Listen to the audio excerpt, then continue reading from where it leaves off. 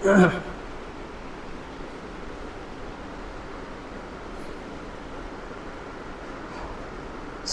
عليكم ورحمة الله وبركاته. إن الحمد لله نحمده ونستعينه ونستغفره ونعوذ بالله من شرور أنفسنا ومن سيئات أعمالنا.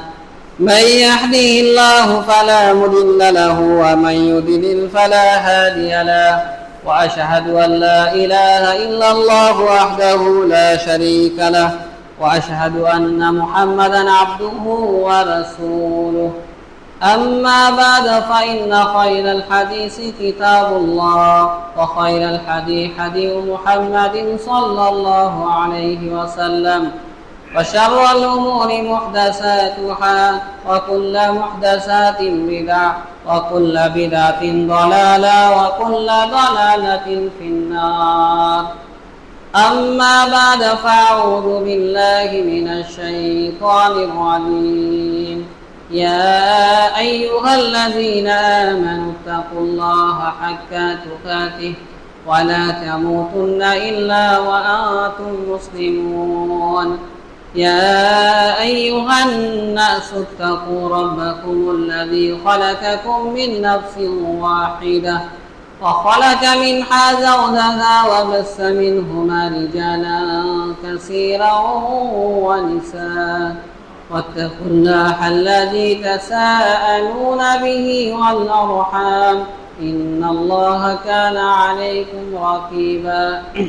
يا أيها الذين آمنوا اتقوا الله وقولوا قولا سديدا يصلح لكم أعمالكم ويغفر لكم ذنوبكم، ومن يطع الله ورسوله فقد فاز فوزا عظيما.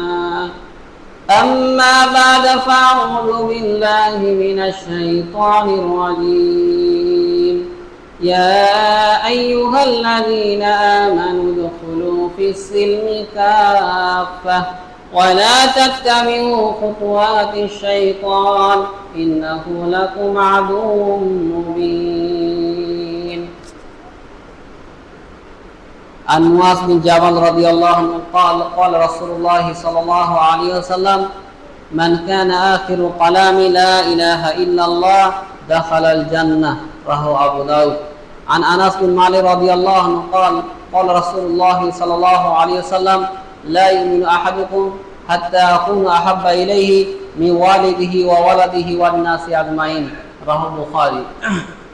আলহামদুলিল্লাহ, যাবতীয় প্রশংসা সে আল্লাহ সুবহানাহু ওয়া তাআলার জন্য, যার অপার অনুগ্রহে আজকে পবিত্র জুমার দিনে আল্লাহ সুবহানাহু ওয়া তাআলা আমাদের মসজিদে আসার এবং খুতবা শোনার তৌফিক দান করেছেন। সেই আল্লাহ সুবহানাহু ওয়া তাআলার দরবারে আমরা শুকরিয়া আদায় করছি। সকলে বলছি আলহামদুলিল্লাহ।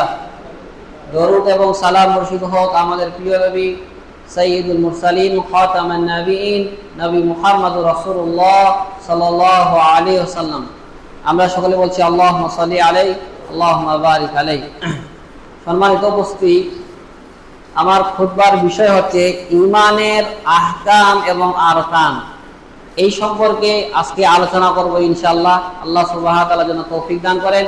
ওয়া মা তাওফীকি ইল্লা বিল্লাহ আলাইহি তাওয়াক্কালতু ওয়া ইলাইহি উনীব। সম্মানিত উপস্থিতি, ঈমান অত্যন্ত গুরুত্বপূর্ণ একটা বিষয়।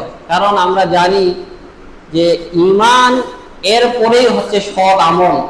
কারো যদি ঈমান না থাকে তাহলে তার সৎ আমল আল্লাহ সুবহানাহু ওয়া তাআলার দরবারে কবুল হবে না।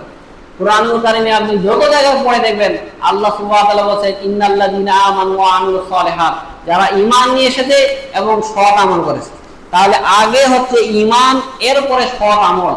তাহলে আগে ঈমান তারপরে সৎ আমল, কিন্তু আমাদের উল্টা হয়ে গেছে। প্রায় আলোচনায় হয় আগে সৎ আমল তারপরে ঈমান, কিন্তু ঈমান সম্পর্কে আলোচনা আমাদের খুব কম হয়।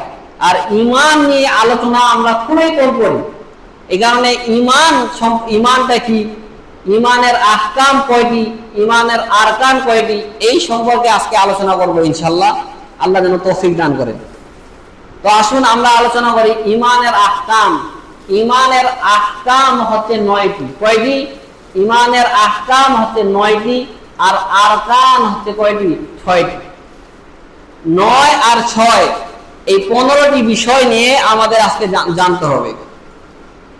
তো সম্মানিত উপস্থিতি, এই কথা বলতেছিলাম যে অনেকেই জানে না ইমানের আহকাম কয়টি, ইমানের আরকান কয়টি। অনেকে জানে উযু ভঙ্গের কারণ কি, কিন্তু ইমান ভঙ্গের কারণ কি আমাদের সমাজের অনেক মানুষই জানে না। সালাতের আহকাম কয়টি, আরকান কয়টি এটা অনেকেই জানে, কিন্তু ইমানের আহকাম কয়টি, আরকান কয়টি এটা নেই।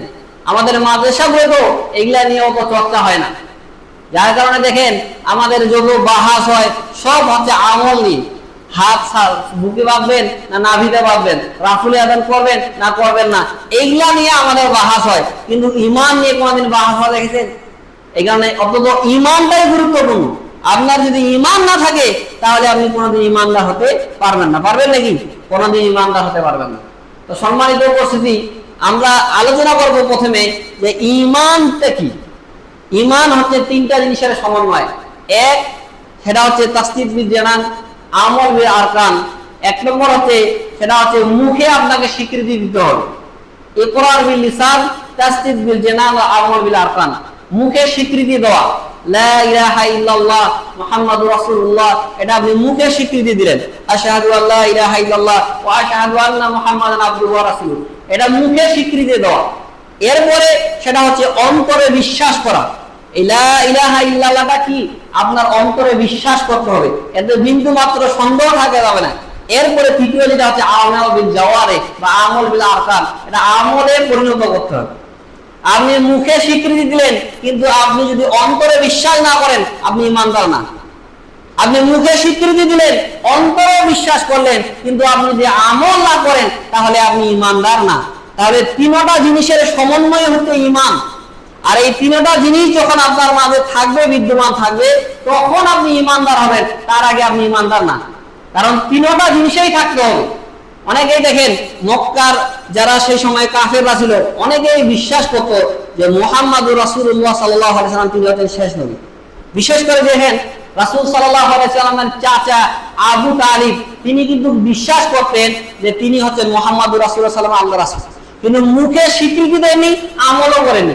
যার কারণে তিনি কোথায় যাবেন? জাহান্নামে তিনি যাবেন। যার কারণে তিনি ইমানদার না। আমলও ছিল না, মুখে স্বীকৃতি ছিল না, কিন্তু অন্তরে বিশ্বাস করে রাসূল সাল্লাল্লাহু আলাইহি ওয়াসাল্লামকে সাহায্য করেছে অনেক বেশি, তারপরও জাহান্নামে যাবে। কেন? তার মুখে স্বীকৃতি ছিল না। রাসূল সাল্লাল্লাহু আলাইহি ওয়াসাল্লামের যখন চাচা মারা যাচ্ছিল, এই সময় আল্লাহ রাসূল সাল্লাল্লাহু আলাইহি ওয়াসাল্লাম তার চাচাকে কি বলেছিলেন যে ইয়া মিকুল লা ইলাহা ইল্লাল্লাহ কালিমাতুশ শাহাদাতি ইনদাল্লাহ, আপনি শুধু বলেন লা ইলাহা ইল্লাল্লাহ, এই বাক্যের বিনিময়ে আমি আল্লাহর কাছে আপনার জন্য সুপারিশ করে দেব। শুধু এই কথাটা বলেন। কিন্তু ওই সময় তার পাশেই ছিল আবু জেহেল, আবু লাহাব, তারা ছিল। তারা ফুসকাচ্ছে যে আবু তালেব, এই সময় তুমি তোমার বাপ দাদার ধর্ম পরিত্যাগ করবে?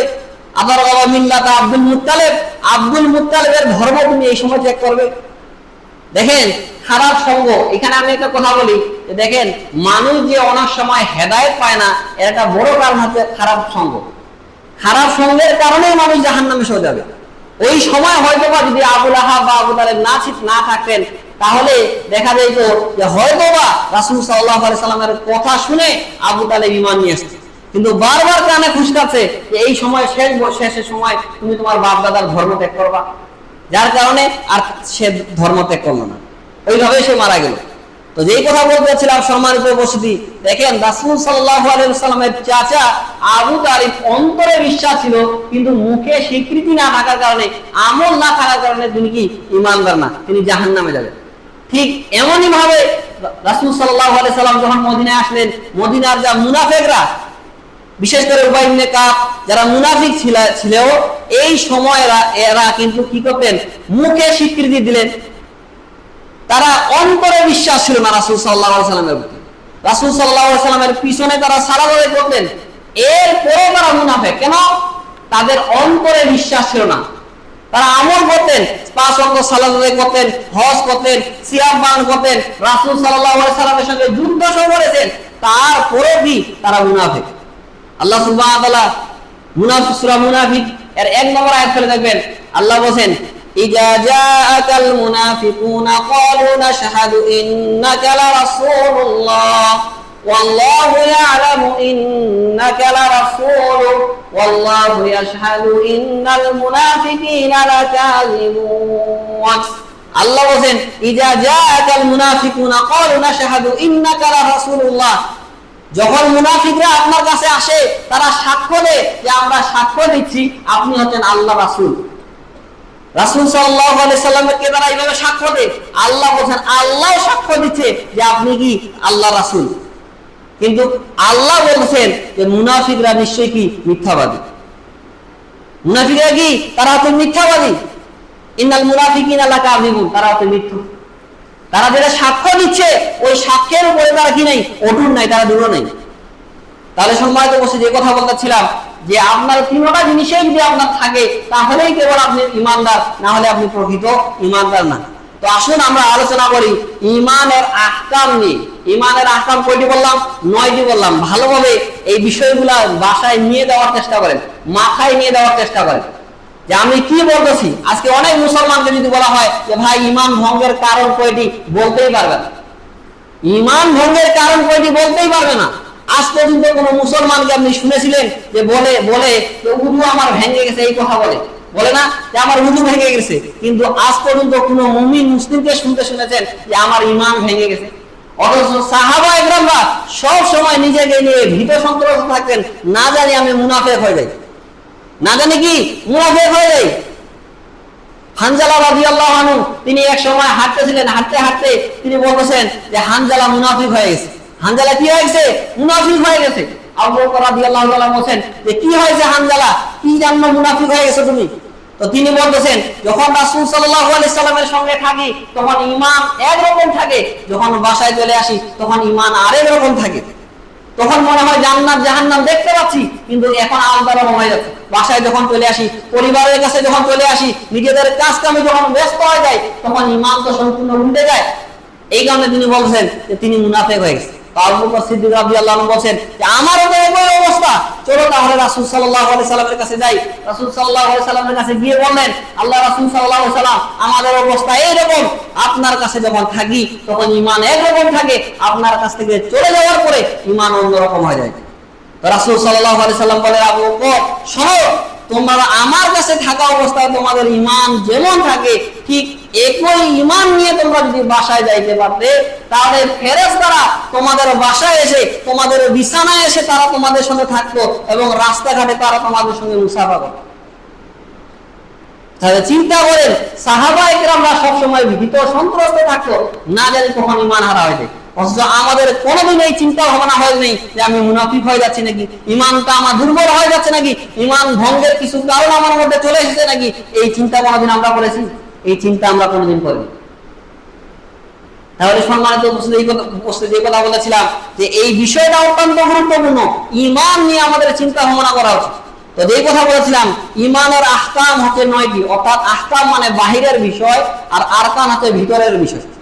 এই 9 আর 6 এই বিষয়টা 15টা বিষয় যদি আপনার মাঝে না থাকে তাহলে আপনি ঈমানদার না। তাহলে আপনি ঈমানদার না, আপনার কোন সৎ আমলে আল্লাহ সুবহানাহু ওয়া তাআলা দরবারে কবুল হবে না। তো সম্মানিত উপস্থিতি এই 1 নম্বর যেটা আলোচনা করব সেটা হচ্ছে আল ইলম, লা ইলাহা ইল্লাল্লাহ যে আপনি পড়েছেন এইটা সম্পর্কে আপনার পরিপূর্ণ ইলম থাকতে হবে, পরিপূর্ণ জ্ঞান থাকতে হবে। আল্লাহ সুবহানাহু ওয়া তাআলা সূরা মুহাম্মদ এর 19 নম্বর আয়াত করে দেখবেন আল্লাহ বলেন ফাআলাম আন্নাহু লা ইলাহা ইল্লাল্লাহ, আগে এই ইলম অর্জন করো, এই জ্ঞান অর্জন করো আল্লাহ ছাড়া সত্য কোনো ইলাহ নেই। অর্থাৎ আপনি যে লা ইলাহা ইল্লাল্লাহর স্বীকৃতি দিচ্ছেন এই লা ইলাহা ইল্লাল্লাহর ইলম এই জ্ঞানটা আপনার মাঝে থাকতে হবে, না হলে আপনি কিভাবে ঈমানদার হবেন? এই ইলমটা এই জ্ঞানটা আপনার মাঝে থাকতে হবে, আপনার মাঝে থাকতে হবে, আপনার স্ত্রী আপনার সন্তান সকলকে এই ইলম দিতে হবে, এই জ্ঞান শিক্ষা দিতে হবে। কিন্তু দেখেন আমাদের সম্পূর্ণ উল্টা, লা ইলাহা ইল্লাল্লাহ সম্পর্কে আমাদের ইলম নেই। সাহাবা একরামরা লা ইলাহা ইল্লাল্লাহ পড়েছেন, সঙ্গে সঙ্গে তারা আমল করতে শুরু করেছেন, কিন্তু আমরা লা ইলাহা ইল্লাল্লাহ পড়ার পরও আমাদের মাঝে কোনো পরিবর্তন হয় না। তাদের লা ইলাহা ইল্লাল্লাহ আর আমাদের লা ইলাহা ইল্লাল্লাহর মাঝে অনেক ফারাক থেকে গেছে, কারণ তারা লা ইলাহা ইল্লাল্লাহ এটা পড়েছে, এটা বুঝে পড়েছে, এই জ্ঞান অর্জন করেছে, তারপরে তারা লা ইলাহা ইল্লাল্লাহ বলেছে। কিন্তু আমরা লা ইলাহা ইল্লাল্লাহ পড়ি, এটা বুঝে শুনে আমরা পড়ি না, যার কারণে আমাদের মাঝে কোনো পরিবর্তন হয় না। এই তাওহীদি বাক্যটা আপনাকে ভালোভাবে বুঝতে হবে, আপনার সন্তানকে বুঝাইতে হবে। দেখেন লুকমান আলাইহিস সালাম তিনি তার সন্তানকে বলতেছেন, وَإِذْ قَالَ لُقْمَانُ لِابْنِهِ وَهُوَ يَعِظُهُ يَا بُنَيَّ لَا تُشْرِكْ بِاللَّهِ إِنَّ الشِّرْكَ لَظُلْمٌ عَظِيمٌ। হে বুনাইয়া, হে বৎস, হে আমার আদরের সন্তান, লা তুশরিক বিল্লাহ, আল্লাহর সাথে কোনোদিন শরীক করবে না। ইন্নাশ শিরকা লাযুলমুন আযীম, নিশ্চয়ই শিরক হচ্ছে সবচেয়ে বড় জুলুম। তাহলে দেখেন লুকমান আলাইহিস সালাম তার সন্তানকে প্রথম যে জ্ঞানটা দিচ্ছেন, যে ইলমটা দিচ্ছেন, সেটা হচ্ছে কি শিরক করবে না, সেটা হচ্ছে তাওহীদের জ্ঞান দিচ্ছেন, তাওহীদের ইলম দিচ্ছেন। তাহলে যে কথা বলতেছিলাম সম্মানিত উপস্থিতি, যে তাওহীদের যে ইলমটা, এই ইলমটা আমাদের কি করতে হবে? গ্রহণ করতে হবে। আল্লাহ সম্পর্কে আপনাকে ভালোভাবে জানতে হবে, রাসূল সাল্লাল্লাহু আলাইহি সাল্লাম সম্পর্কে ভালোভাবে জানতে হবে। কিন্তু আজকে আমাদের সম্পূর্ণ উল্টা, অনেকেই জানে না, অনেকে মুহাম্মদ রাসূলুল্লাহ সাল্লাল্লাহু আলাইহি সাল্লাম যে শেষ নবী এটা অনেকেই জানেই না।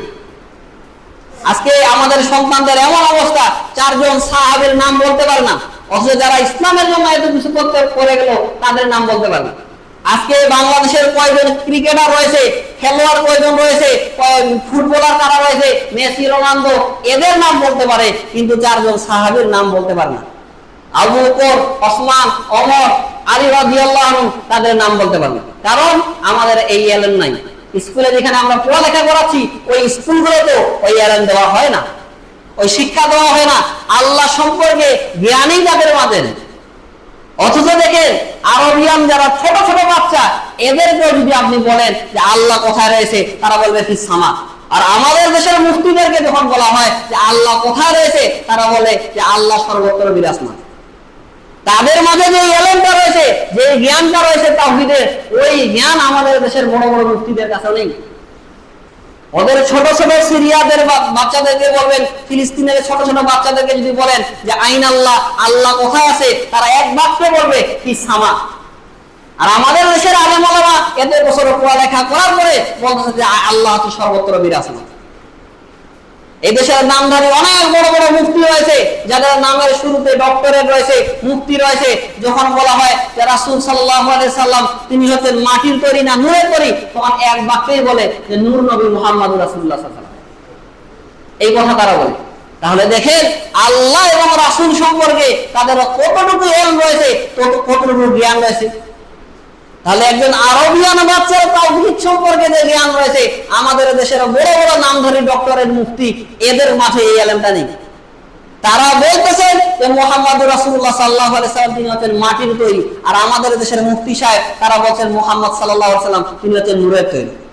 তিনি নাকি গায়েবের সব কিছু বিষয় জানেন, অথচ আল্লাহ ছাড়া গায়েব কেউ জানে না। একমাত্র গায়েব কে জানে? আল্লাহ সুবহানাহু ওয়া তাআলা জানে। আল্লাহ ছাড়া কেউ গায়েব জানে, এই কথাটা যদি কেউ বিশ্বাস করে, তাহলে কি সে প্রকৃত ঈমানদার থাকবে? গায়েবের মালিক তো আল্লাহ সুবহানাহু ওয়া তাআলা। যদি গায়েব জানতো, তাহলে মুহাম্মদ সাল্লাল্লাহু আলাইহি সাল্লাম শুধু তার সবকিছু কল্যাণ করতেন, তার কোনো কিছু ক্ষতি হইতো না। মুমিনের যে এত বালা মুসিবত, বিপদ আপদ যে এসেছে রাসূল সাল্লাল্লাহু আলাইহি সাল্লামের, তাহলে তার এটা কি প্রয়োজন ছিল? তিনি আগে থেকে জানতেন যে দেশে তার বিপদ আসবে, বালা মুসিবত আসবে, ওটা থেকে তিনি সাবধান হয়ে যাবেন। ওইটা তো করতে পারেননি। যতটুকু মুহাম্মদ রাসূলুল্লাহ সাল্লাল্লাহু আলাইহি সাল্লামকে জানানো হয়েছে, ঠিক তিনি অতটুকুই জানতেন, এর বেশি তিনি জানতেন না।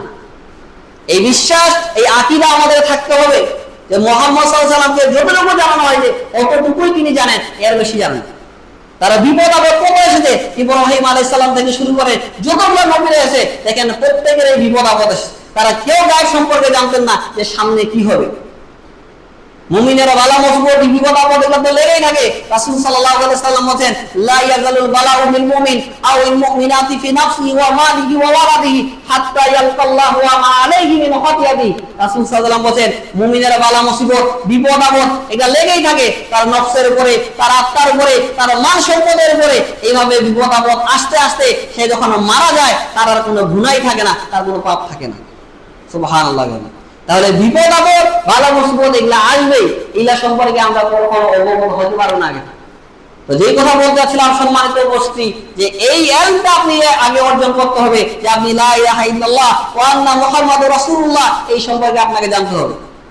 রাসূল সাল্লাল্লাহু আলাইহি সাল্লাম সম্পর্কে আপনাকে জানতে হবে।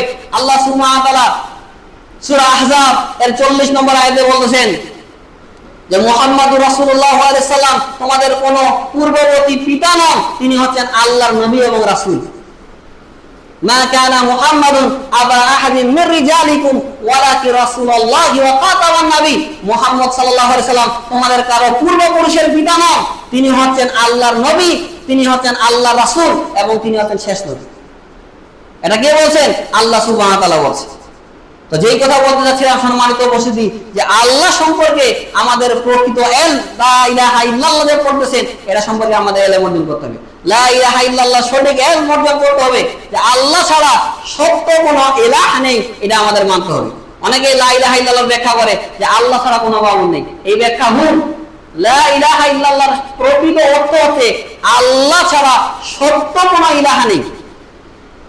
আল্লাহ ছাড়া কি নেই? সত্য কোনো ইলাহ নেই। ইলাহ তো অনেক রয়েছে, ইলাহ অনেক রয়েছে, কিন্তু ওরা বাতিল ইলাহ। আর আল্লাহ হচ্ছেন একমাত্র হক সত্য ইলাহ।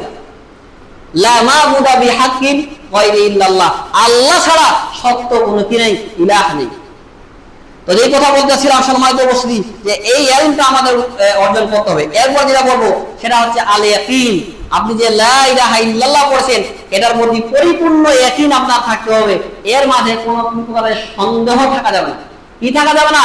বিন্দু মাত্র সন্দেহ থাকা যাবে না। সাহাবা এই নিয়ে এসেছেন, লা ইলাহা ইল্লাল্লাহ পড়েছেন, এরপরে আর তারা কি করেননি? কোনো প্রকারের সন্দেহ পোষণ করেনি।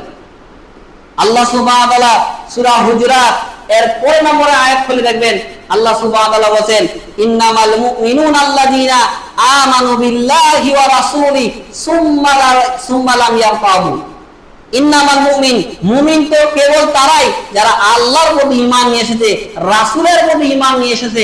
সুম্মা লাম ইয়ারতাবু, ঈমান আনার পরে তারা কি করেছে? এরপরে তারা অটুট থেকেছে, এতে তারা কোনো প্রকারের সন্দেহ পোষণ করে না। ওয়াজাহাদু বিআমওয়ালিহিম ওয়া আনফুসিহিম ফি সাবিলিল্লাহ, এবং তারা আল্লাহর রাস্তায় তাদের জান এবং মাল দ্বারা কি করেছে? তারা জিহাদ করেছে। তারা ঈমান নিয়ে শুধু বসে থাকেনি, ঈমান নিয়ে এসেছে, আমল করেছে। রাসূল সাল্লাল্লাহু আলাইহি সাল্লাম যখন তাদেরকে জিহাদের মাঠে চলে যেতে বলেছেন, ওই সময় তারা জিহাদে চলে গেছে। তারা প্রকারের কোনো সন্দেহ তাদের মধ্যে ছিল না।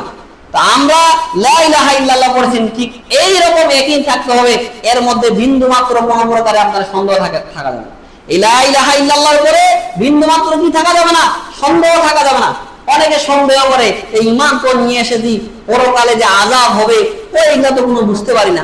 এই যে সন্দেহ, আসলে পরকালে জান্নাত আছে কি, পরকালে জাহান্নাম আছে কিনা, এই যে সন্দেহ পোষণটা করা, এই সন্দেহটা যদি আপনি পোষণ করেন, তাহলে আপনি ঈমানদার হতে পারবেন না। তাহলে আপনি লা ইলাহা ইল্লাল্লাহর ইলম আপনি অর্জন করতে পারবেন। আল্লাহ কি বলছেন? ইন্নামাল মুমিন, মুমিন হচ্ছেন তারাই যারা আল্লাহর প্রতি ঈমান নিয়ে এসেছে, রাসূলের প্রতি ঈমান নিয়ে এসেছে, সুম্মা লাম ইয়ারতাবু, এবং এতে তারা কি করে না? কোনো প্রকারের সন্দেহ পোষণ করে না। তারা আল্লাহর রাস্তায় জান এবং মাল দ্বারা জিহাদ করে। আল্লাহ বলেন, উলাইকা হুমুস সাদিকুন, এরাই হচ্ছেন সত্যবাদী। সত্যবাদী কারা? যারা কি করেন? আল্লাহর প্রতি ঈমান নিয়ে এসেছে, রাসূলের উপরে ঈমান নিয়ে এসেছে, এবং এতে কোনো প্রকারে তারা সন্দেহ পোষণ করে না। আল্লাহ বলেন, উলাইকা হুমুস সাদিকুন, তারাই হচ্ছেন সত্যবাদী। তাহলে সম্মানিত উপস্থিতি, কথা বলতেছিলাম যে এরপরে কোনো প্রকারের সন্দেহ পোষণ করা যাবে না। এই ইলম আপনাকে অর্জন করতে হবে। রাসূল সাল্লাল্লাহু আলাইহি সাল্লাম বলেন যে মান মাতা ওয়া হুয়া ইয়ালামু আন্নাহু লা ইলাহা ইল্লাল্লাহ দাখালাল জান্নাহ, যে ব্যক্তি এই ইলম অর্জন করলো যে লা ইলাহা ইল্লাল্লাহ, আল্লাহ ছাড়া সত্য কোনো ইলাহ নেই, রাসূল সাল্লাল্লাহু আলাইহি সাল্লাম বলেন দাখালাল জান্নাহ, এই ব্যক্তি জান্নাতে চলে গেছে। কোন ব্যক্তি জান্নাতে চলে গেছে? যা শুধু লা ইলাহা ইল্লাল্লাহ পড়ে গেছে আর সে জান্নাতে চলে যাবে না। এই ইলমটা তাকে অর্জন করতে হবে, তাহলেই সে জান্নাতে হইতে পারবে। এই সত্যগুলো রয়েছে। তো যে কথা বলতে চাচ্ছিলাম সম্মানিত উপস্থিতি, যে এই ইয়াকিনটা আমাদের থাকতে হবে। এরপরে যেটা বলবো সেটা হচ্ছে আল কবুল। লা ইলাহা ইল্লাল্লাহ, এটা যে আপনি পড়েছেন, এটাকে পরিপূর্ণভাবে আপনাকে কবুল করে নিতে হবে। রাসূল আল্লাহ সুবহানাহু ওয়া তাআলা যে বিধান দিয়েছেন, আল্লাহ রাসূল সাল্লাল্লাহু আলাইহি সাল্লাম যে বিধান দিয়েছেন, এই বিধানগুলো আপনাকে কি করতে হবে? মেনে নিতে হবে। এই বিধান কি করে নিতে হবে? আপনাকে মেনে নিতে হবে। ইসলামের মাঝে পরিপূর্ণভাবে প্রবেশ করতে হবে। আপনি কিছু মানবেন আর কিছু মানবেন না, এটা হবে না। আল্লাহর কিছু বিধান আপনি মানবেন আর কিছু বিধান মানবেন না, এটাও হবে না। রাসূল সাল্লাল্লাহু আলাইহি সাল্লামের হাদিসকে আপনি অনেকে বিশ্বাস করে না। আমাদের সমাজে একটা ফেরকা বের নেই, সেটা হচ্ছে আহলে কুরআন। এরা শুধু কুরআন মানে, এরা হাদিস মানে না। রাসূল সাল্লাল্লাহু আলাইহি সাল্লামের যে সহিহ হাদিসগুলো রয়েছে এগুলো মানে না। অথচ রাসূল সাল্লাল্লাহু আলাইহি সাল্লামের মুখ থেকে যা বেরিয়েছে সবগুলাই কিন্তু ওহী। সব কি? সব কিছু ওহী। আল্লাহ বলেন মা ইয়ানতিকু আনিল হাওয়া ইন হুয়া ইল্লা ওয়াহয়ু ইউহা। হে নবী, আপনি যা কিছু বলেন সব কিছু কি আমি বলি। অর্থাৎ আল্লাহ সুবহানাহু ওয়া তাআলা বলতে বলেছেন, তারপরে তিনি বলেছেন। তার নফস থেকে, আত্মা থেকে তিনি কোনো কিছু বলেননি। তো যে কথা বলছিলাম, এরা অনেকে শুধু বিশ্বাস করে যে না শুধু কোরআন মানলেই হবে, হাদিস মানতে হবে না। কোরআনে তো কোথাও পর্দার কথা বলে নেই। এই যে বর্তমানে আহলে কুরআন এরা বলেছে যে পর্দার কি দরকার। হিজবুত তাওহীদ একটা সংগঠন বেড়েছে, এরা বলে যে পর্দার কি দরকার, মনের পর্দাই তো বড় পর্দা। আল্লাহ তো কোথাও বলেনি যে পর্দা করতে হবে, এমনিতে ঘুরে বেড়াচ্ছে নারী পুরুষ একসাথে একাকার হয়ে সালাত আদায় করে। এইরকম শয়তান এরা, হিজবুত তাওহীদ না, এরা হচ্ছে বর্তমানে হিজবুত শয়তান। এদের থেকে মুসলমানদেরকে সবসময় সাবধান থাকতে হবে, যারা মানুষের ঈমান নিয়ে সবসময় সিনেমিনি খেলে। আর এই যে হিজবুত তাওহীদের দলের লোকদের সংখ্যা দিন দিন বাড়তেছে, এর কারণ কি? বর্তমানে মুসলমানদের এই সম্পর্কে কোনো এলম নাই, কোনো জ্ঞান নেই। লা ইলাহা শুধু এমনিতেই পড়েছে, কিন্তু এর প্রতি পরিপূর্ণ কোনো এলম অর্জন করতে পারেনি, জ্ঞান নেই, তাওহীদের জ্ঞান নেই, যার কারণে আমাদের এই সমস্যাটা। আজকে যদি তাওহীদের জ্ঞান মুসলিমদের মাঝে থাকতো তাহলে এই সমস্যাটা কিন্তু হইতো না। এই যে এতগুলো ফেরকা বেরোচ্ছে, এই ফেরকাদের মাধ্যমে এরা ঢুকে যাচ্ছে নামদারি মুসলমানরা, কি জন্য? শুধু তাওহীদের এলেম না থাকার কারণে, তাওহীদের জ্ঞান না থাকার কারণে আজকে এই অবস্থা। যদি এই এলেমগুলো থাকতো, এই জ্ঞানগুলো থাকতো, তাহলে আজকে এই অবস্থা হইতো না। আমাদের সমাজের বর্তমানে যারা মুসলমান, এরা একেবারে জ্ঞানের দিক দিয়ে মিসকিন। এরা কি এলম অর্জনের ক্ষেত্রে একেবারেই মিসকিন। কোরআন সুন্নাহর কোনো জ্ঞান নেই এদের মাঝে। 5 ওয়াক্ত সালাত আদায় করতে হবে, এই এলেমগুলো অনেকের নাই। যে 5 ওয়াক্ত সালাত আল্লাহ সুবহানাহু ওয়া তাআলা ফরজ করে দিয়েছেন, 5 ওয়াক্ত সালাত আদায় করা ছাড়া আমি মুসলমান থাকতে পারবো না, এটা অনেকেই চিন্তা করে। আজকে যদি আমাদের আলেম ওলামারা এইভাবে বলতো যে 5 ওয়াক্ত সালাত আদায় করা ছাড়া আপনি মুসলমান থাকতে পারবেন না, তাহলে দেখতেন যে এত বেনামাজি থাকতো না। আজকে যদি বলা হয়তো যে যে ব্যক্তি 5 ওয়াক্ত সালাত আদায় করবে না তাকে মুসলমানদের কবরস্থানে দাফন করা হবে না, তাহলে এতগুলো বেনামাজি সমাজের মধ্যে থাকতো না। জুমার দিনে মসজিদগুলো ভর্তি হয়ে যায়। আমি ঢাকায় থেকে যে ওখানে পড়ালেখা করেছি, দেখেছি জুমার দিনে একেবারে লোক 3 তলা 4 তলা 5 তলা পরিপূর্ণ হয়ে গেছে লোকে। কিন্তু জোহরে যান, আসরে যান, শুধু 1 তলা 3 তলা 4 তলা ফাঁকা। এই মানুষগুলো কোথায় যায়? জুমার দিনে যে মানুষগুলো আসতেছে, ওই মানুষগুলো জোহরে কোথায় গেছে? ওই মানুষগুলো ফজরে কোথায় যায়? কোথায় যাচ্ছে তারা? তাদেরকে এইভাবে বলানো হয় না যে 5 ওয়াক্ত সালাত আদায় না করলে তুমি মুসলমান থাকতে পারো না। রাসূল সাল্লাল্লাহু আলাইহি সাল্লাম বলেন মান তারাকা সালাতা মুতাআম্মিদান ফাকাত কাফারা। কেউ যদি ইচ্ছাকৃতভাবে 1 ওয়াক্ত সালাত ছেড়ে দেয় তাহলে সে কাফের হয়ে যাবে। রাসূল সাল্লাল্লাহু আলাইহি সাল্লাম বলেন আল আহদুল্লাযী বাইনানা ওয়া বাইনাহুমুস সালাত ফামান তারাকাহা ফাকাত কাফারা। আমার মাঝে আর একজন কাফেরের মাঝে পার্থক্য আছে সালাত। যে ব্যক্তি সালাত আদায় করলো সে ব্যক্তি মুসলমান, যে ব্যক্তি সালাত আদায় করলো না সে ব্যক্তি হচ্ছে কাফের। ইবনে মাজাহ একটা হাদিস করে দেখবেন, রাসূল সাল্লাল্লাহু আলাইহি সাল্লাম বলেন মান তারাকা সালাতা ফাকাত আশরাকা। যে ব্যক্তি সালাত ছেড়ে দিল সে ব্যক্তি আল্লাহর সাথে শিরক করলো। একেবারে সহিহ কল্পনা হাদিস। রাসূল সাল্লাল্লাহু আলাইহি ওয়াসাল্লাম বলেন যে ব্যক্তি সালাত ছেড়ে দিল ফাকাত আশরাকা, সে ব্যক্তি শিরক করলো। এইভাবে কেউ বলেছে কোনদিন? এইভাবে বলা হয় না। যদি বলা হতো তাহলে মুসলমানদের ব্রেনতে আঘাত পেতো যে শিরক সবচেয়ে বড় পাপ। আমি সালাত ছেড়ে দিচ্ছি মানে আল্লাহর সাথে আমি অংশীদার করতেছি, আমি ইমানদার থাকতে পারবো না, আমি আমার বাবার সম্পদ পাবো না। 4 ইমামের 3 ইমামই বলেছেন যে কেউ যদি 5 ওয়াক্ত সালাত আদায় না করে, সালাত যদি ছেড়ে দেয় তাহলে তাকে হত্যা করতে হবে, রাষ্ট্রীয়ভাবে তাকে হত্যা করতে হবে। শুধু ইমাম আবু হানিফা রাহমাতুল্লাহ আলাইহি বলেছেন যে ব্যক্তি সালাত আদায় করবে না তাকে ততক্ষণ পর্যন্ত পিটাইতে হবে যতক্ষণ না পর্যন্ত সে বলে যে আমি 5 ওয়াক্ত সালাত আদায় করব। সালাত আদায় করবে এই কথা বলার পরে তাকে ছেড়ে দিতে হবে, তার আগে না। আল্লাহ রাসূল সাল্লাল্লাহু আলাইহি সাল্লাম বলেন মান সাররাহু আইয়ালকাল্লাহু গাদান মুসলিমান ফালিহাফিজ আলা হাউলাই সালাতুল খামস হাইসু ইউনাদা বিহিন্না। যে ব্যক্তি চায় আল্লাহর সামনে দাঁড়াবে, যে ব্যক্তি চায় মুসলিম হয় হিসাবে, সে ব্যক্তি যেন 5 ওয়াক্ত সালাতের হিফাজত করে। মান সাররাহু আইয়ালকাল্লাহু গাদান মুসলিমা, আল্লাহর কাছে মুসলিম হয়ে যে ব্যক্তি দাঁড়াতে যায়, ফালি হাফিজ, হাফিজ মানে সে যেন হেফাজত করে আলা হাউলাই সালাতুল খামস, পাঁচ ওয়াক্ত সালাতের, হাইসু ইউনাদা বিহিন্না, এর আযান যেখানেই হোক। তাহলে আল্লাহ সাল্লাম বলেন যে কেউ যদি চায় আল্লাহর সামনে দাঁড়াবে মুসলিম হয়, তাহলে সে যেন পাঁচ ওয়াক্ত সালাতের হেফাজত করে। সর্বপ্রথম যেটা হিসাব হবে সেটা আমাদের সালাতের। রাসূল সাল্লাল্লাহু আলাইহি ওয়াসাল্লাম বলেন আউয়ালু মা ইউহাসাবু বিল আবদ ইয়াউমাল কিয়ামাতিস সালাত ফাইন সালুহাত সালুহা সায়রা আমালি ওয়া ইন ফাসাদাত ফাসাদা সায়রা আমালি। প্রথম সর্বপ্রথম যেটা হিসাব হবে, সিলসিলা সহিহার মধ্যে এসেছে, রাসূলুল্লাহ বলেন প্রথম বান্দার সর্বপ্রথম যেটা হিসাব হবে সেটা হচ্ছে সালাত।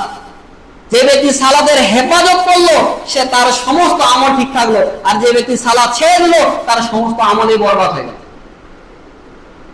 তাহলে দেখেন ইমাম আব্দুল কাদের রহমতুল্লাহ আলাইহি বলেছেন কেউ যদি সালাত আদায় না করে তাকে মুসলমানদের কবরস্থানে দাফন করা যাবে না।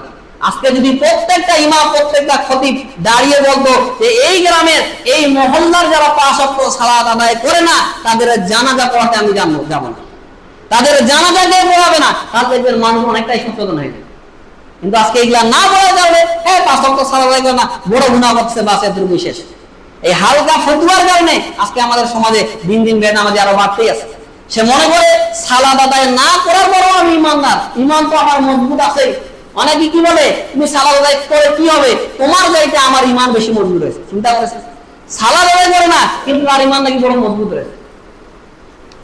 তো যেই কথা বলতেছিলাম সম্মানিত উপস্থিতি, যে আপনাকে এই কবুল করতে হবে, ইসলামের মধ্যে আপনাকে পরিপূর্ণভাবে প্রবেশ করতে হবে। আপনি কিছু মানবেন না, এটা হবে না। আল্লাহ সুবহানাহু ওয়া তাআলা বলেন আফাতুমিনুনা বিবাদিল কিতাবি ওয়া তাকফুরুনা বিবাদ, তোমরা কিতাবের কিছু অংশ মেনে নিবে আর কিছু অংশ মানবে না। ফামা জাযাউ মান ইয়াফআল যালিকা মিনহু ইল্লা খিজুন ফিল হায়াতিদ দুনিয়া ওয়া ইয়াউমাল কিয়ামাতি ইয়ারুদ্দুনা ইলা আশাদ্দিল আযাব। আল্লাহ বলেন ইসলামের কিছু বিধান মানবা, কিছু বিধান মানবে না, এটা এরকম হবে না। যারা এরকম করবে তাদের দুনিয়ার জীবনেই হবে লাঞ্ছনাদায়ক, আর পরকালে তাদের জন্য রয়েছে যন্ত্রণাদায়ক শাস্তি। এই কারণে পরিপূর্ণভাবে আপনাকে ইসলামের মধ্যে প্রবেশ করতে হবে। তো যে কথা বলতেছিলাম সম্মানিত উপস্থিতি, 3 নম্বর যেটা সেটা হচ্ছে আল কবুল। 4 নম্বর যেটা বলবো সেটা হচ্ছে আল ইনকিয়াদ।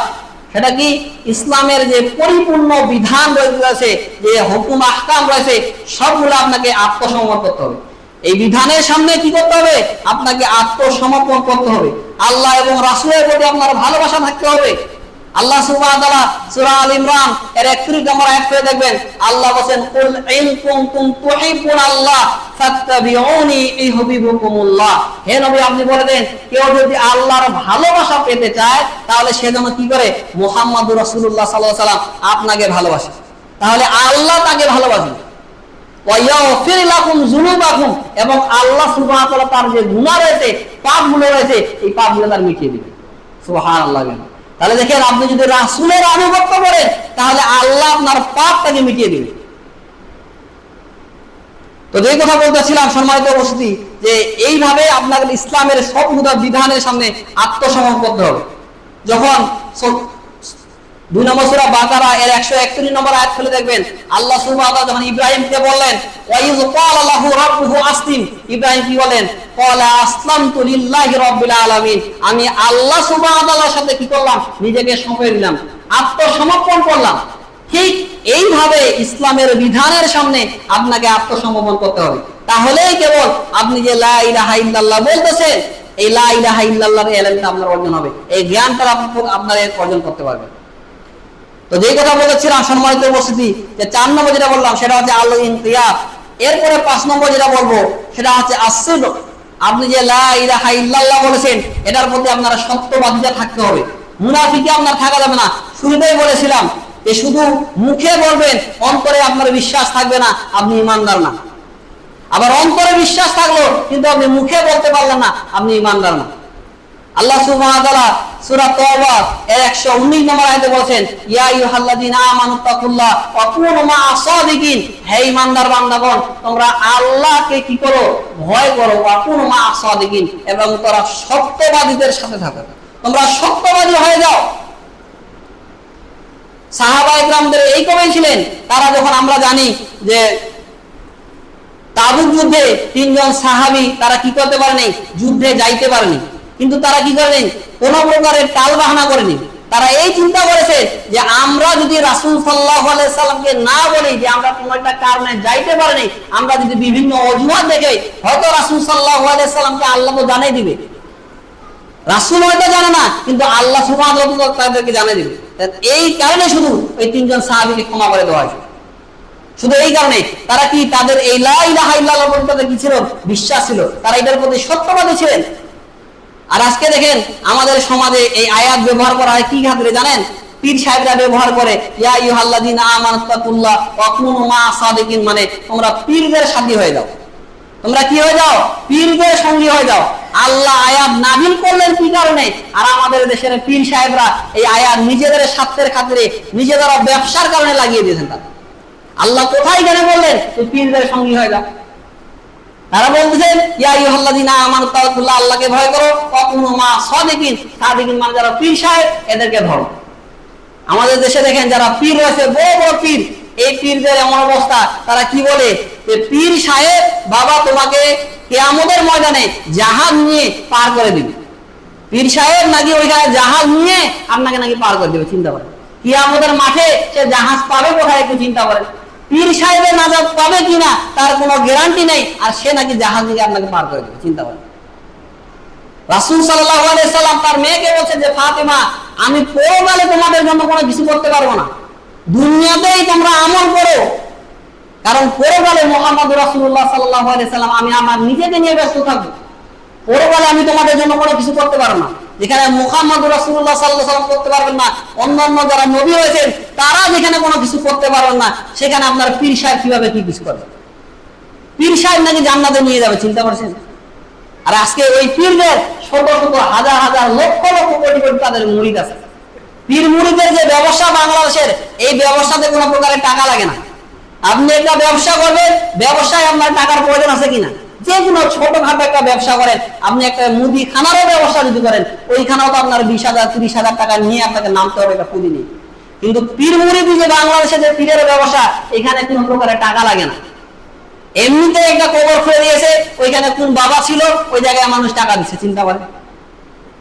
আজকে মসজিদ গুলোতে মানুষ টাকা দিচ্ছে না, কিন্তু কোথায় কোন পাগলা বাবার মসজিদ হয়েছে, কোন পাগলা বাবা এখানে শুয়ে আছে, ওইখানে লক্ষ লক্ষ কোটি কোটি টাকা মানুষ দিচ্ছে। চিন্তা করছেন মানুষের আকীদা কতটা নষ্ট হয়ে গেছে। যার টাকার প্রয়োজন মানুষ ওইখানে টাকা দেন। কত মানুষ ক্ষুধার্ত আছে, কত মানুষ না খেয়ে ঘুরে বেড়ায়, তাদেরকে কেউ টাকা দেয় না। যে বাবা মারা গেছে, যার টাকার কোনো প্রয়োজন হয় না, ওই বাবার দরবারে গিয়ে টাকা দিয়েছে। চিন্তা করেন কি করতেছে, যে বাবার কোনো টাকার পয়সারে দর নাই, আরে সে তো মারা গিয়েছে, তার না খাওয়ার প্রয়োজন রয়েছে, না পেশাবের প্রয়োজন রয়েছে, না পায়খানার প্রয়োজন রয়েছে, কোনো কিছু প্রয়োজন নেই। আর যেই মানুষটা খাচ্ছে, যেই মানুষটা ক্ষুধার্ত রয়েছে, আপনার কাছে এসে 10 টাকা চাচ্ছে, তাকে আপনি টাকা দিচ্ছেন না। ওই বাবা কোথায় কোন সালে মারা গেছে, ওইখানে বাবা আসিল কিনা, কোন অলি আসিল কিনা, ওই জায়গায় মানুষ লক্ষ লক্ষ টাকা দিচ্ছে। মেয়ে মহিলারা নিজেদের কানের চুরি, তারপরে হাতের বালা, এগুলা সবকিছু দিয়ে আসছে। ঢাকায় পাগলা মসজিদে নিউজ হয়েছিল, বস্তা কি বস্তা, কয়েক মাস পর খুলে কোটি কোটি টাকা পাওয়া যায়। চিন্তা করেন, মানে ওদের এখানে চিন্তা ভাবনা এইরকম, ওইখানে দিলে আপনার মনের যা আশা সব পূরণ হবে। কেউ এসএসসি পরীক্ষা দিবে, হয়তো পাস করতে পারবে কিনা চিন্তা ভাবনা করতেছে, ওই পাগলা বাবার মসজিদে চলে গেল, ওইখানে গিয়ে টাকা দিল, বাস হয়ে গেল, পাগলা বাবাই পাস করে দিবে। বুঝতে পারছেন তো চিন্তা ভাবনা এই কারণে, না হলে কোটি কোটি টাকা মানুষ কে নেবে না। ওইখানে যে কোটি কোটি টাকা দিচ্ছে, কি কারণে দিচ্ছে, শুধু এই কারণে যে পাগলা বাবার মসজিদে ওখানে দান করলে যা দান করবেন, যা যেই নিয়তে দান করবেন আপনি পেয়ে যাবেন। কিন্তু কত মসজিদ রয়েছে যেখানে মানুষের সমস্যা হচ্ছে, আল্লাহর রাস্তায় দান করতে বলা আছে, ওইখানে মানুষ দান করবে। তো যে কথা বলতে চাচ্ছিলাম সম্মানিত উপস্থিতি, ঈমানের উপরে সিদক ও সত্যবাদিতা আমাদের থাকতে হবে। এরপরে যেটা বলবো সেটা হচ্ছে আল মুহাব্বত। আপনি লা ইলাহা ইল্লাল্লাহ পড়ছেন, আল্লাহ এবং রাসূলের প্রতি আপনার মহব্বত থাকতে হবে, ভালোবাসা না থাকতে হবে, না হলে আপনি ঈমানদার না। আল্লাহ রাসূল সাল্লাল্লাহু আলাইহি সাল্লামের বলতেছেন সহিহ বুখারীর 15 নম্বর হাদিস করে দেখবেন, আনাস রাদিয়াল্লাহু থেকে হাদিসটা বলতো রাসূল সাল্লাল্লাহু আলাইহি সাল্লাম বলেন, লা ইউমিনু আহাদুকুম হাত্তা আকুনু আহাব্বা ইলাইহি মিন ওয়ালিদিহি ওয়া ওয়ালাদিহি ওয়ান নাসি আজমাইন। রাসূলুল্লাহ বলেন, তোমরা ততক্ষণ পর্যন্ত প্রকৃত ঈমানদার হতেই পারবেন না যতক্ষণ না পর্যন্ত তোমার নফসের চাইতে, তোমার আত্মার চাইতে, তোমার স্ত্রী, তোমার সন্তান সবকিছুর চাইতে তুমি রাসূল সাল্লাল্লাহু আলাইহি সাল্লামকে বেশি না ভালোবাসো। তাহলে সব কিছুর চাইতে আপনাকে কাকে ভালোবাসতে হবে? রাসূল সাল্লাল্লাহু আলাইহি সাল্লামকে ভালোবাসতে হবে, না হলে আপনি পরিপূর্ণ ঈমানদার না। ওমর রাদিয়াল্লাহু আনহু বলেছিলেন যে আল্লাহ রাসূল সাল্লাল্লাহু আলাইহি সাল্লাম, আমি আমার ধন সম্পদ, আমার স্ত্রী, আমার সন্তান সব কিছুর চাইতে আপনাকে ভালোবাসি, কিন্তু আমার নফস, আমার আত্মার চাইতে আপনাকে বেশি ভালোবাসি না। রাসূল সাল্লাল্লাহু আলাইহি সাল্লাম বলেছিলেন, ওমর তুমি এখনো প্রকৃত ঈমানদার হতে পারোনি। তুমি কি হতে পারো নাই? এখনো পরিপূর্ণ ঈমানদার হতে পারো নাই।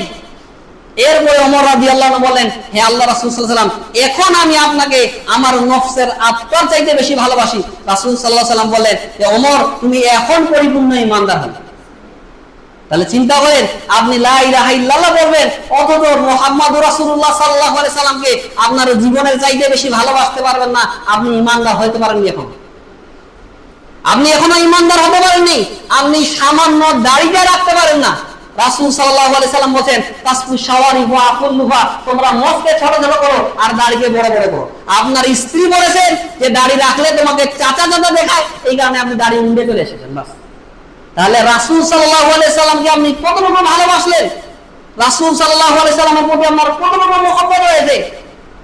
সামান্য আপনার স্ত্রী বলতেছে, আপনি আপনার স্ত্রীর কথা শুনতেছেন, অথচ রাসূল সাল্লাল্লাহু আলাইহি সাল্লাম বলেছেন তোমরা মুশরিকদের বিরোধিতা করো, তোমরা মস্কে ছোট ছোট করো আর দাড়িকে বড় বড় করো। এমন কোন নবী পাবেন যে নবীর দাড়ি ছিল না? এমন একটা নবী দেখান, একজন সাহাবীদেরকেও দেখান যাদের দাড়ি ছিল না। দাড়ি রাখা ওয়াজিব, আলেমরা বলেছে দাড়ি রাখা ওয়াজিব অথবা ফরজ, এই দুইটা মত রয়েছে।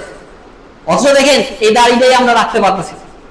আজ পর্যন্ত আপনি আপনার প্যান্টটা টাকনার উপরে আপনি উঠাতে পারেননি। আপনি রাসূল সাল্লাল্লাহু আলাইহি ওয়াসাল্লামকে কতটা ভালোবাসেন, অথচ রাসূল সাল্লাল্লাহু আলাইহি ওয়াসাল্লাম বলেন, মা আসফালা মিনাল কাবাইনি মিনাল ইজারি ফাফিন নার, যে ব্যক্তি টাকনা নিচে কাপড় পরবে তার ওই জায়গাটা জাহান্নামে জ্বলবে। রাসূলের কথাকে আপনি মানতে পারেন না। মসজিদে ঢুকেছেন, সুন্দরভাবে আপনি প্যান্টটা মুড়িয়ে এনেছেন, মসজিদ থেকে বের হওয়ার সঙ্গে সঙ্গে আপনি প্যান্টটা নামিয়ে দিচ্ছেন নিজে। এটা কতটা ভয়াবহ পাপ দেখে রাসূল সাল্লাল্লাহু আলাইহি ওয়াসাল্লাম বলেন, সালাসাতুল্লাহ ইউকাল্লিমুল্লাহু ইয়াওমাল কিয়ামা ওয়া লা ইউযাক্কিহিম ওয়া লা ইয়ানজুরু ইলাইহিম ওয়া লাহুম আযাবুন আলীম। তিন শ্রেণীর ব্যক্তি আছে যাদের সঙ্গে আল্লাহ সুবহানাহু ওয়া তাআলা কথা বলবেন না, যাদের দিকে দয়ার দৃষ্টি দিবেন না, ওয়া লাহুম আযাবুন আলীম, এবং তাদের জন্য রয়েছে যন্ত্রণার শাস্তি। এক, আল্লাহ সাল্লাম বলেন আল মুসবিল, কি আল মুসবিল, যারা পায়জামা এবং প্যান্ট টাকনা নিচে পড়ে, রাসূল সাল্লাল্লাহু আলাইহি ওয়াসাল্লাম বলেন এরা জাহান্নামে যাবে। ওয়াল মান্নান, যারা দান করার পরে মানুষকে খোটা দেয়। ওয়াল মুনাফিকাতু সিলাতু বিল হালাকিল কাযিব, যারা মিথ্যা কথা বলে বেচা বিক্রি করে। এই তিন শ্রেণীর ব্যক্তির সঙ্গে আল্লাহ কথা বলবেন না, তাদের দিকে দয়ার দৃষ্টি দিবেন না আল্লাহ, তাদেরকে পবিত্র করবেন না, এবং তাদের জন্য রয়েছে যন্ত্রণাদায়ক শাস্তি। তাহলে চিন্তা করেন কত বড় একটা পাপ আপনি করতেছেন, এরপর আপনার কোনো কিছু মনে হয়। আজকে আমরা এগুলা কত প্রকারে শুনতেছি, তারপরে আল্লাহ এবং রাসূলের মহব্বত ভালোবাসা আপনার অন্তরে নেই, যার কারণে আপনি আপনার প্যান্টটা এখন কাটতে পারেননি, যার কারণে আপনি আপনার দাড়িটা এখন ছেড়ে দিতে পারেননি। তো যেই কথা বলতেছিলাম সম্মানিত উপস্থিতি, যে আল্লাহ এবং রাসূলের ভালোবাসাটা আপনার কাছে সবচেয়ে বেশি হইতে হবে। এরপরে যেটা বলবো সেটা হচ্ছে আল ইস্তিকামা। আপনি লা ইলাহা ইল্লাল্লাহ বলেছেন, এরপরে আপনাকে ইস্তিকামা থাকতে হবে। আল্লাহ বলেন ওয়া আবুদু রাব্বাকা হাত্তা ইয়াতিয়াকাল ইয়াকিন, তুমি তোমার রবের ইবাদত ততক্ষণ পর্যন্ত করো যতক্ষণ না তোমার মৃত্যু আসে। মৃত্যু আসার আগ পর্যন্ত আমাদের ইবাদত কি করতে হবে? রবের ইবাদত করতে হবে। এই আয়াতও আমাদের সমাজে দেখেন, এই আয়াত দিয়ে দিয়েছেন যে তোমার রবের প্রতি যখন তোমার প্রতি পরিপূর্ণ ইয়াকিন আসে যাবে তখন আর সালাত আদায় করতে হবে না। যার কারণে এদেশের যারা পীর রয়েছে এরা কি করে? আর সালাত আদায় করে না।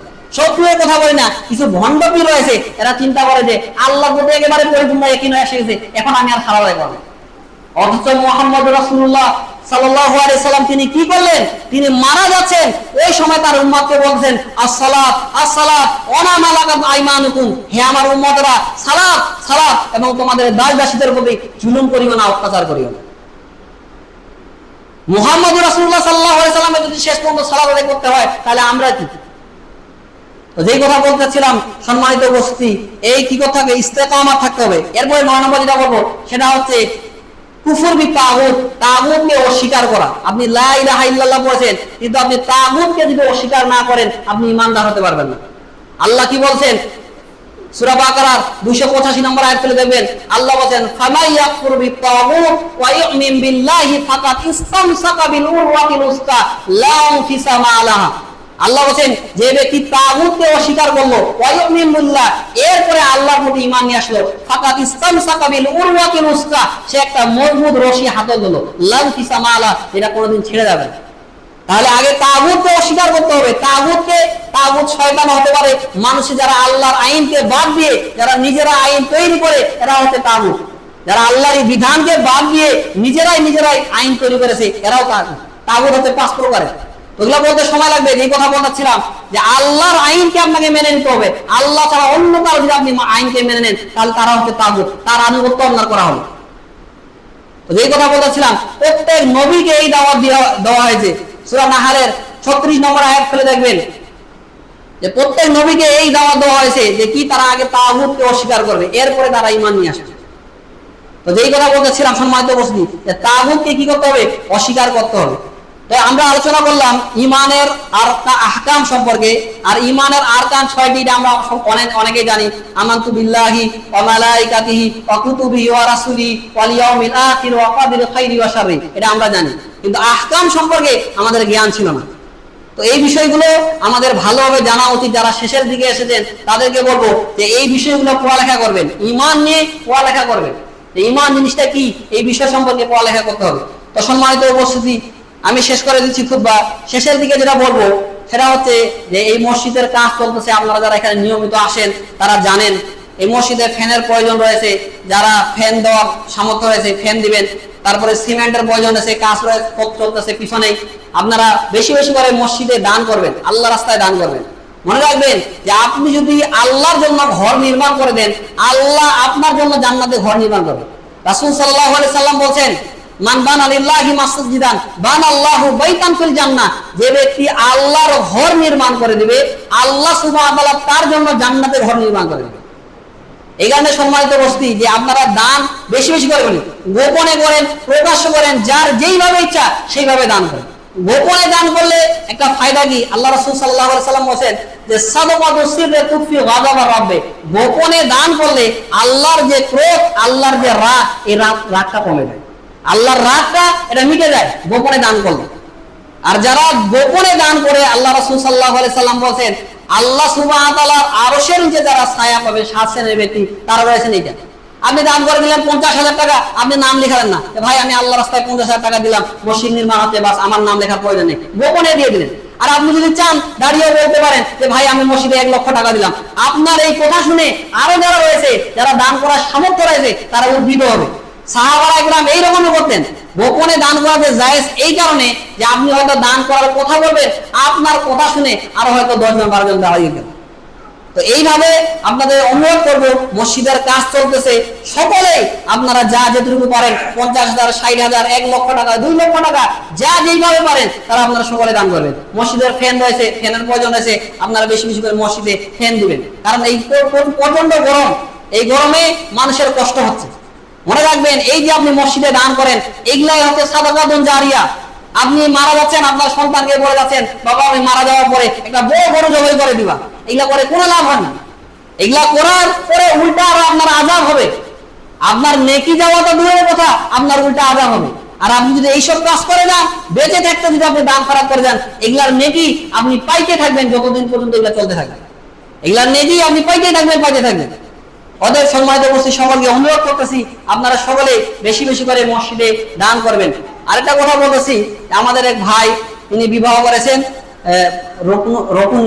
রকুনুজ্জামান না, ওই ভাই বিবাহ করেছেন, তার অলিমা আজকে আপনারা সকলে নিয়ে যাবেন, তিনি নিয়ে এসেছেন এখানে, সকলে নিয়ে যাবেন। আর আমাদের স্যার জাকির স্যার, ওনার মা অসুস্থ, আপনারা সকলেই দোয়া করবেন আল্লাহ সুবহানাহু ওয়া তাআলা যেন তাকে সুস্থতা দান করেন, আল্লাহ যেন তাকে শাফায়ে কামেলা দান করেন, আল্লাহুম্মা আমিন। আজিবিল বাসা রাব্বান নাস ওয়াশফি আনতা শাফি লা শিফা ইল্লা শিফাউ শিফা লা ইউগাদিরু সাকামা। আর আমাদের আরেক ভাই তিনিও দোয়া পেয়েছেন, তার সন্তান হবে, তার জন্য দোয়া করবেন যেন সুস্থভাবে সন্তানটা হয়। আমরা তার জন্য দোয়া করি, আল্লাহ সুবহানাহু ওয়া তাআলা যেন তার বিপদ আপদ বালা মুসিবত এগুলা দূর করে দেন, আল্লাহুম্মা আমিন। যারা অসুস্থ রয়েছেন সকলকে যেন আল্লাহ সুবহানাহু ওয়া তাআলা সুস্থতা দান করেন, আল্লাহুম্মা আমিন। যারা ব্যবসা করতেছেন আল্লাহ সুবহানাহু ওয়া তাআলা যেন তাদের ব্যবসায়ে বারাকা দান করেন, আল্লাহুম্মা আমিন। আমাদের যেই ভাই বিবাহ করেছে তার জন্য আমরা দোয়া করি, বারাকাল্লাহু লাকা ওয়া বারাকা আলাইকা ওয়া জামা বাইনাকুমা ফি খায়র, বারাকাল্লাহু লাকা ওয়া বারাকা আলাইকা ওয়া জামা বাইনাকুমা ফি খায়র। ওয়া আখির দাওয়ানা আলহামদুলিল্লাহি রাব্বিল আলামিন। الحمد لله وحده والصلاة والسلام على من لا نبي بعده. أما بعد فأعوذ بالله من الشيطان الرجيم. إن الله وملائكته يصلون على النبي يا أيها الذين آمنوا صلوا عليه وسلموا تسليما. اللهم صل على محمد وعلى آل محمد كما صليت على إبراهيم وعلى آل إبراهيم إنك حميد مجيد. اللهم بارك على محمد وعلى آل محمد كما باركت على إبراهيم وعلى آل إبراهيم إنك حميد مجيد. اللهم أعز الإسلام والمسلمين وأذل الشرك والمشركين ودمر أعداء الدين واجعل اللهم هذا بلدا آمنا مطمئنا وسائر بلاد المسلمين. اللهم اغفر للمسلمين والمسلمات والمؤمنين والمؤمنات الأحياء منهم والأموات. عباد الله رحمكم الله، إن الله يأمر بالعدل والإحسان وإيتاء ذي القربى وينهى عن الفحشاء والمنكر والبغي يعظكم لعلكم تذكرون. واذكروا الله يذكركم وادعوه يستجيب لكم ولذكر الله تعالى وأولى وأزواجه وتم وحم وأكبر.